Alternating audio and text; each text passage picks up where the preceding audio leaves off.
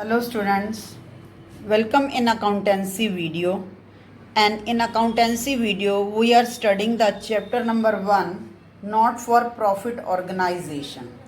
And in last video we studied the some important income items, peculiar items received by NPO, and we discussed the donation, legacy, admission fees, entrance fees. And today we will discuss in this video next important items received by NPO. So let's start our video, and our next receipt item of NPO is endowment fund. Endowment fund is that money arising from a bequest or gift income given by devoted for specific purpose. ये amount किसी devoted persons या organisation के द्वारा दी जाती है for specific purpose के लिए. So it is called endowment fund and this amount is non recurring nature. ये अमाउंट जो है एनपीओ को रेगुलर बेसिस पर रिसीव नहीं होती. नॉन रिक्योरिंग नेचर, कभी कभी रिसीव होती है. So that's why it is treated as capital receipts and that's why it is shown in the balance sheet in liability side. क्योंकि ये कैपिटल रिसीट्स है और कैपिटल रिसीट्स जो है वो बैलेंस शीट की लाइबिलिटी साइड ही दिखाई जाएगी. नेक्स्ट है government grant. Government also provide grants, subsidy to that type of not for profit organization for servicing to provide public.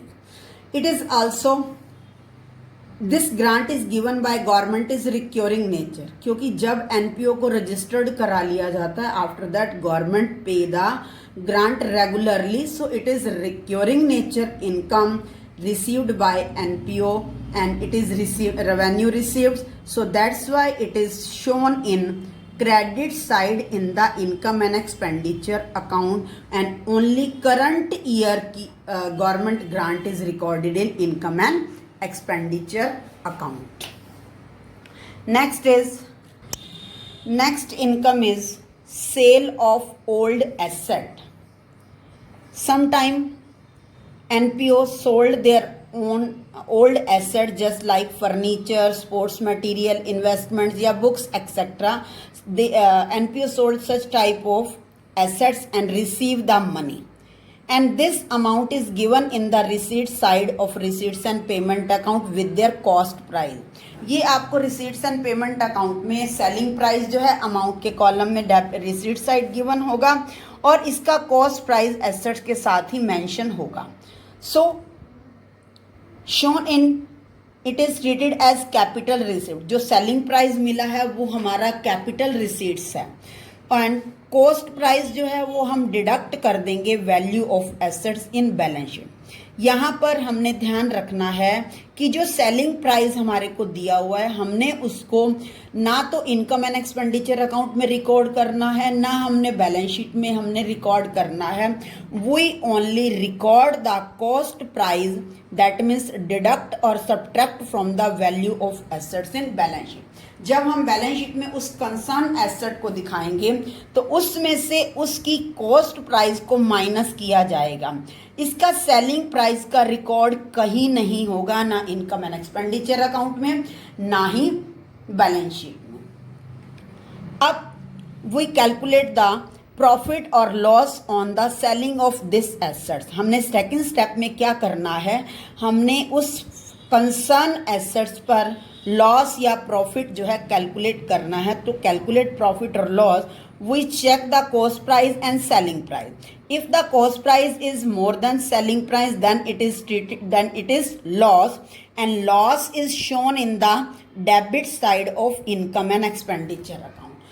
Loss आने पर हम उसको इनकम एंड एक्सपेंडिचर अकाउंट की डेबिट साइड रिकॉर्ड कर देंगे. If the selling price is more than cost price then it is gain, and gain shown in the credit side of income and expenditure account. और in balance sheet we deduct the cost price from the concern asset value. Next is sale of periodicals, old newspapers, grass, old sports material.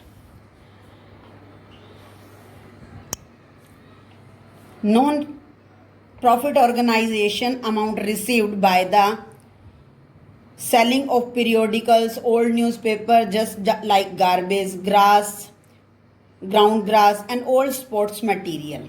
And it is recurring nature income and it is stated as revenue receipts, क्योंकि ये amount जो है वो regularly receive होती रहती है.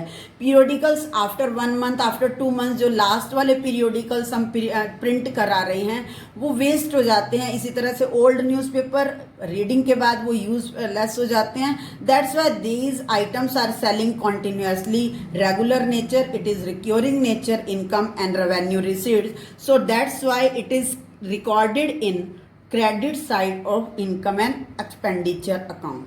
इस money जो रिसीव होगी वो हम इनकम एंड एक्सपेंडिचर अकाउंट की क्रेडिट साइड रिकॉर्ड करेंगे. नेक्स्ट है payment of honorarium. It is the payment not a income.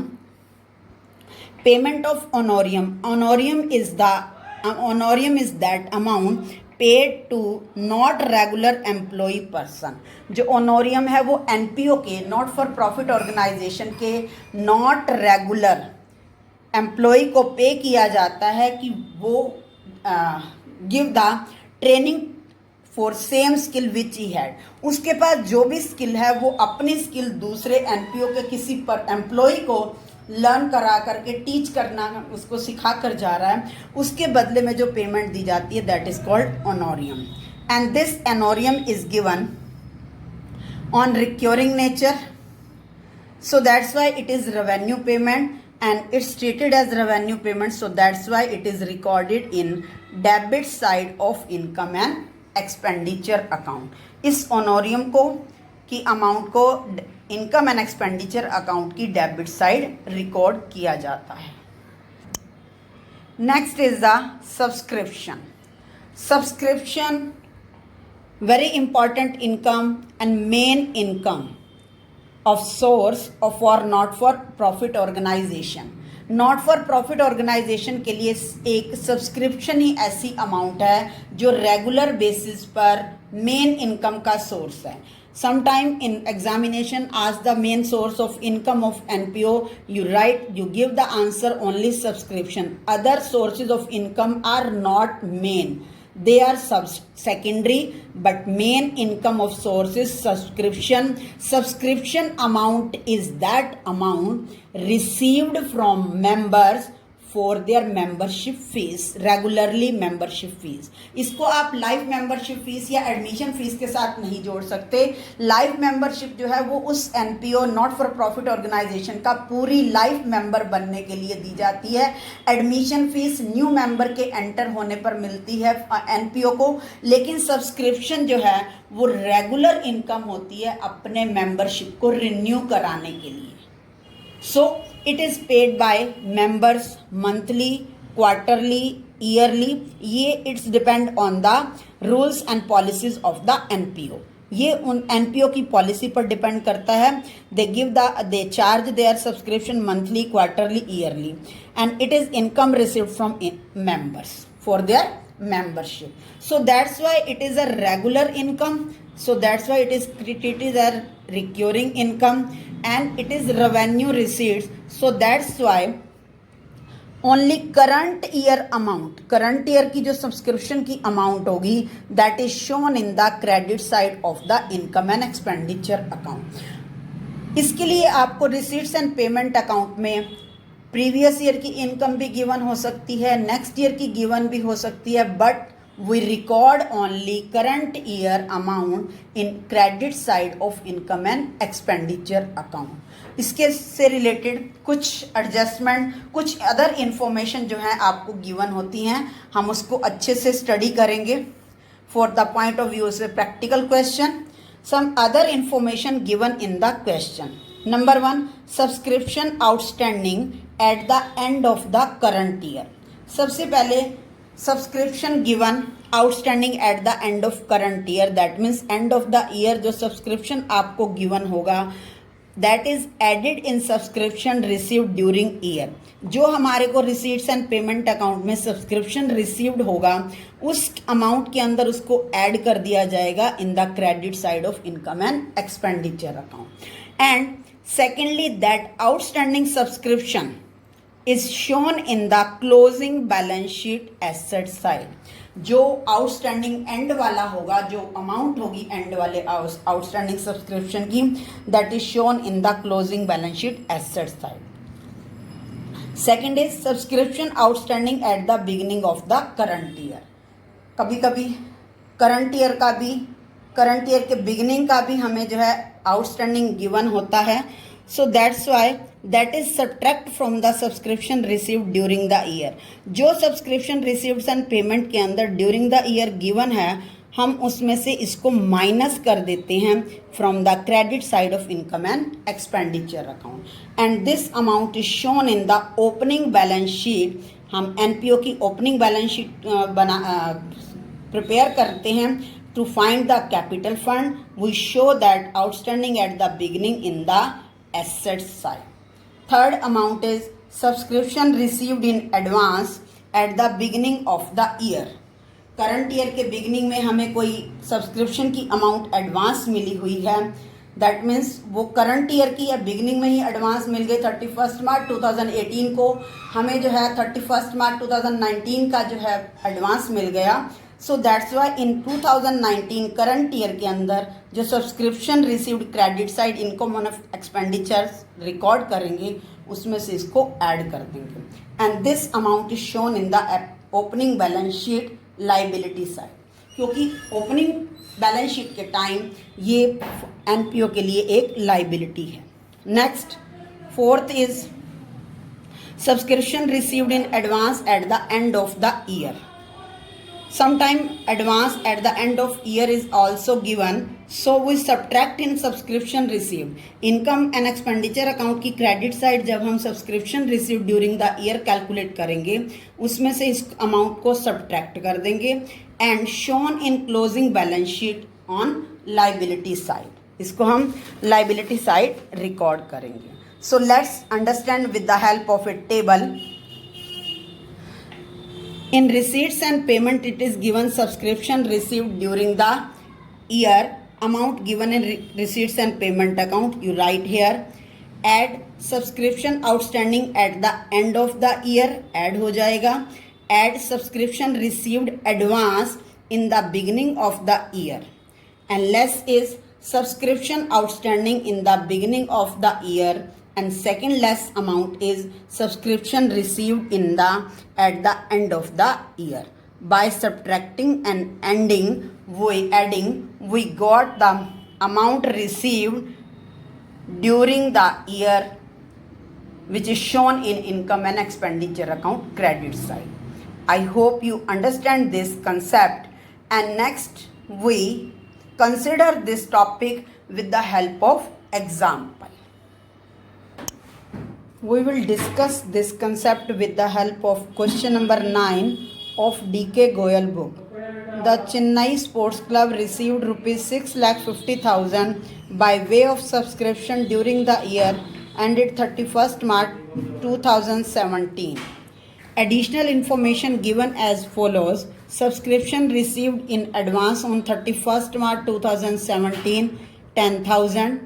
Subscription outstanding on 1st April 2016, and out of which rupees 16,000 were received during the year 16, 17, 20,000. First of all, you understand this concept. Chennai Sports Club को during the year 31st March 2017, that means 1st April 2016 to 31st March 2017 तक उनको 6,50,000 rupees subscription के receive हुए। और इस 6,50,000 में क्या क्या इंक्लूड है, these are given here. Subscription received in advance on 31 March 2017, that means year के एंड वाले दिन उनको एडवांस सब्सक्रिप्शन मिला था 10,000, that means it is of for next year. Subscription outstanding on 1 April, जब ईयर की बिगिनिंग में सब्सक्रिप्शन जो था आउटस्टैंडिंग वो 20,000 था, but out of which rupees 16,000 were received during the year. ये जो 6,50,000 है इसके अंदर लास्ट ईयर के 16,000 इंक्लूड किए गए हैं। 20,000 बिगिनिंग में आउटस्टैंडिंग थे लेकिन रिसीव ओनली 16,000 ही हुए हैं, तो दैट मीन्स 4,000 अभी भी लास्ट ईयर के आउटस्टैंडिंग हैं। Next is subscription received in advance on 31 मार्च 2016। ये एडवांस हमारे को बिगिनिंग में है क्योंकि 31 मार्च 2016 that means 1 April 2017 that is 7,500 and subscription outstanding for 2016-17 is 25,000 that means it is the end of the day 31 March 2017 को current year के here word is given four word is represent for current year. Be careful about for words. 4 word is used for current year for that's why current year subscription outstanding 25,000. Show how the subscription will appear in income and expenditure account. हम इसको income and expenditure account में कैसे show करेंगे? First of all we draw the format income and expenditure account for the year ended 31st March 2017. Expenditure amount, income amount, and subscription is income, so we write in credit side by subscription received during the year. Amount is written here 6,50,000 and here amount is given 16,000 is last year amount, so we subtract less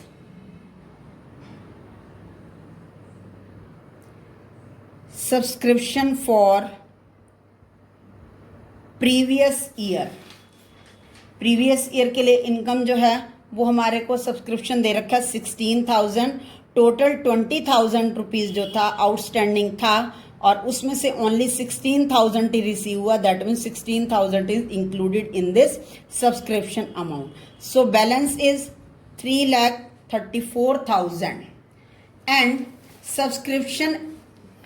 subscription outstanding for 2016-17 25,000. तो last में हमारे पास जो subscription outstanding है वो add हो जाएगा. We write here subscription outstanding at the end, that means 25,000 we add here, amount becomes 6,59,000 and after that in the beginning advance is 10,000 and at the end advance is 7,500. So we add advance in beginning,